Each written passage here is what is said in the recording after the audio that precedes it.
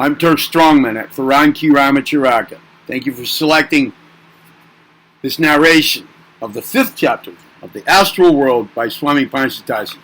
Chapter 4 was Passing the Border. This again is Chapter 5, Some Lower Subplanes. Now, student, we are entering the vibrations of the lower subplanes of the astral. You must nerve yourself to witness some unpleasant sights, but be not afraid, for nothing can harm you here while I am with you. Were you alone here, lacking the knowledge of self-protection, you might find the experience very terrifying. But even then, though you lacked the higher knowledge, if you would but maintain a positive mental state and deny the power of the astral inhabitants to harm you, you would still be safe. A firm mental attitude and the assertion of your own immunity will act as a barrier through which these influences cannot penetrate. Your first impression is that the material world is still around you, with all its scenes plainly visible. But as you look, you will find that there seems to be a peculiar veil between those scenes and the plane upon which you are temporarily dwelling.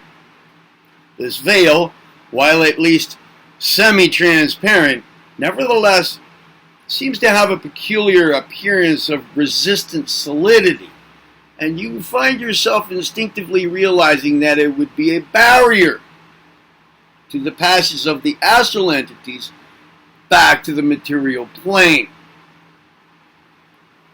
I now change our vibrations for a moment to those of a very unpleasant subdivision of the lowest subplane.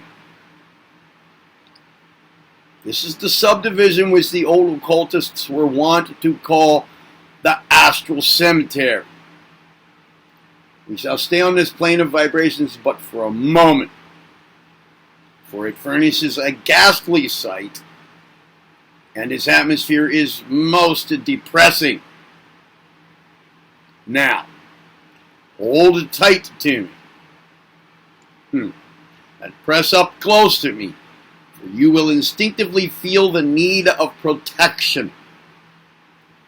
Gazing around you on all sides, you will see what appear to be the disintegrating forms of human beings, and even some animals. These forms seem to be floating in space. They seem real and yet in some way not real. You realize that they are not physical bodies, but still they bear too close a resemblance to physical corpses to be pleasant. Take one good look around you, for I shall change our vibrations in a moment. There. We have left that scene behind us. But before proceeding further, we shall pause a moment and consider what we've just witnessed. These disintegrating astral forms are what occultists know as the astral shells. The astral shell is really an astral corpse, just as the physical body in the grave is the material corpse. For as we shall presently see, the disembodied soul eventually leaves the astral and moves on to what the occultists know as the mental or spiritual planes of being, which are symbolized by the race conception of the heavens, of which all religions teach. When the soul so passes on, it leaves behind it the astral body it has inhabited while on the astral.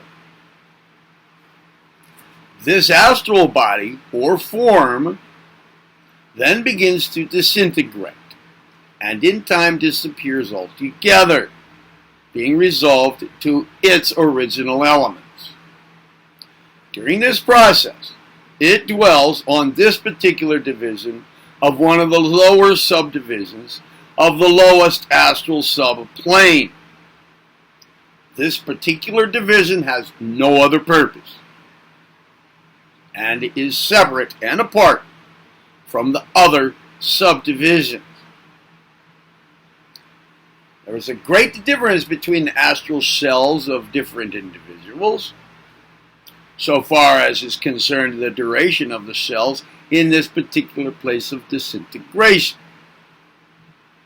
For instance, the astral of a person of high spirituality and ideals will disintegrate very rapidly indeed, as its atoms have little or no cohesive attraction when once it is discarded.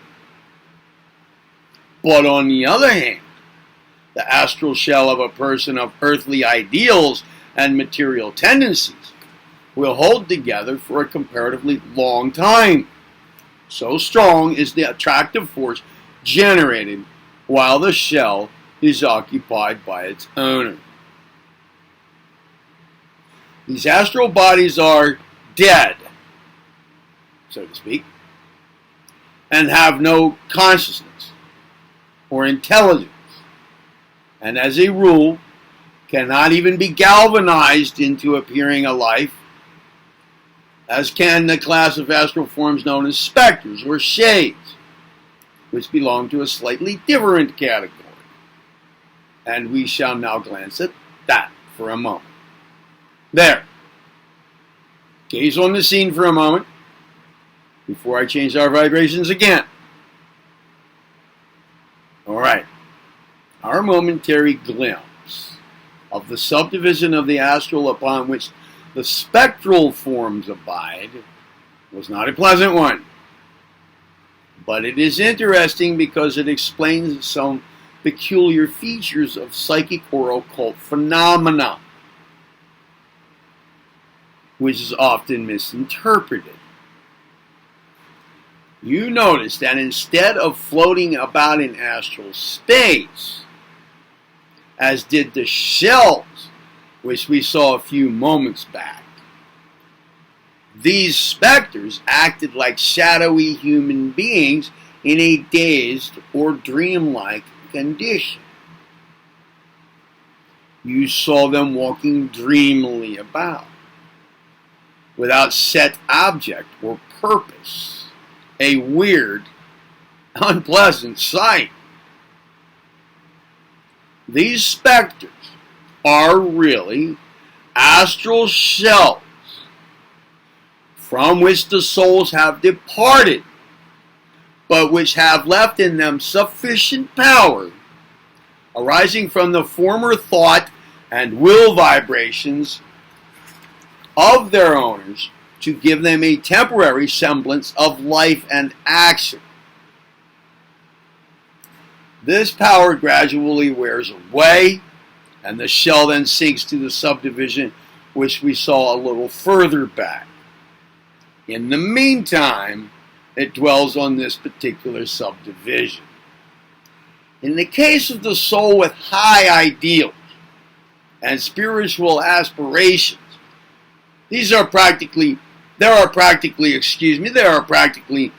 no material thought vibrations remaining to, as we've said, quote, galvanize, end quote, the astral body after the soul has withdrawn itself.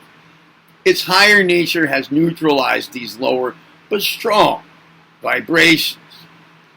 But in the case of the soul retaining strong material thoughts and desires, the power is much stronger.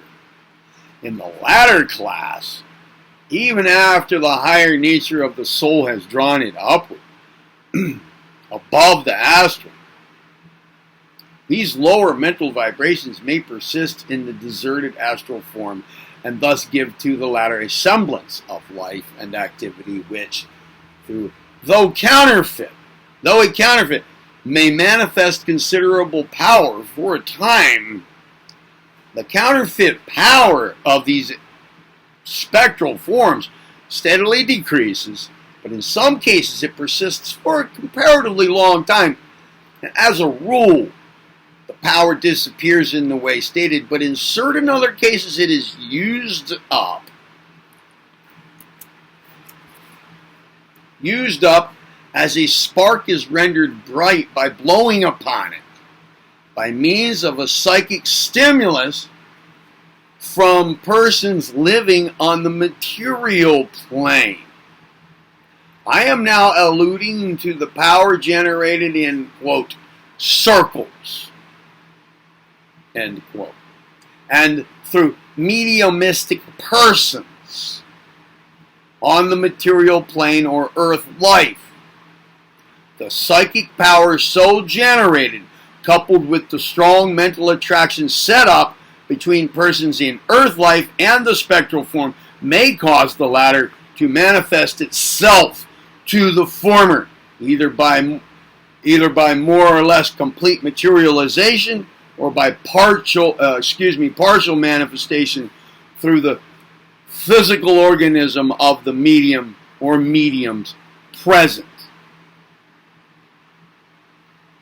In such a case, the specter, reanimated and, quote, galvanized into seeming life by means of the psychic power of the medium or those composing the psychic circle, will strive to manifest itself by speech, automatic writing, raps, or otherwise.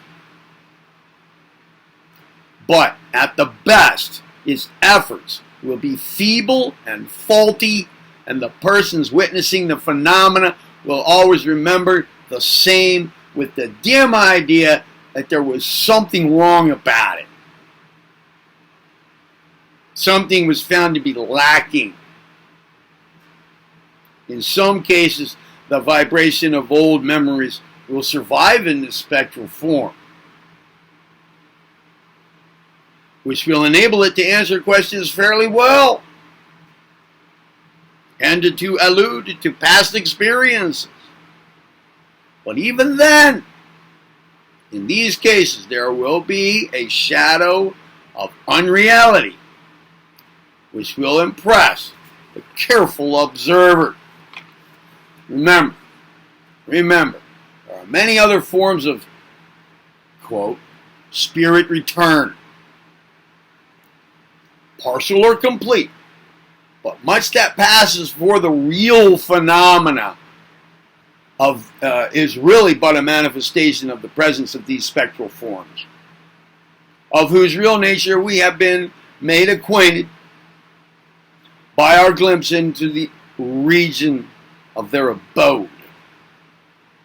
Moreover, these entities, if they may be called by that name, borrow ideas and impressions from the minds of the mediums or persons in the circle, in addition to their own shadowy memories, and thus doubly become reflections or counterfeits.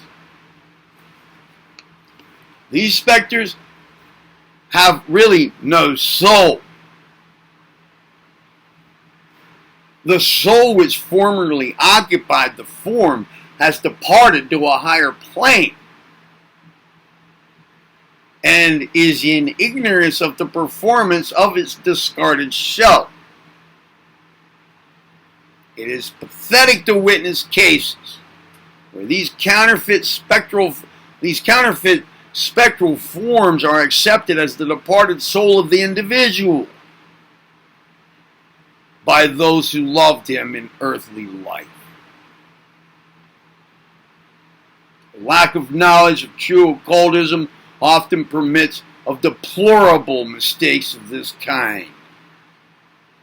The true occultist is never deceived in this manner.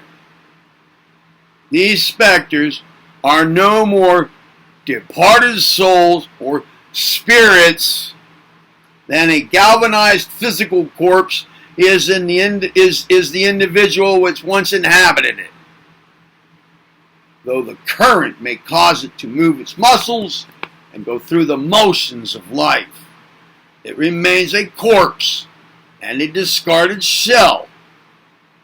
And that is just what the spectral form is, plus the remaining vibratory echoes of its old mental life. Chapter 6 will be disembodied souls. This has been Chapter 5, Some Lower Subplanes of the Astral World by Swami Panchadasi. I'm Turk Strongman at Theron Ramacharaka. See you for Chapter 7. What's Chapter 7? Oh, yeah. Next is Chapter 6, yes. Chapter 6 is next, Disembodied Souls. See you there.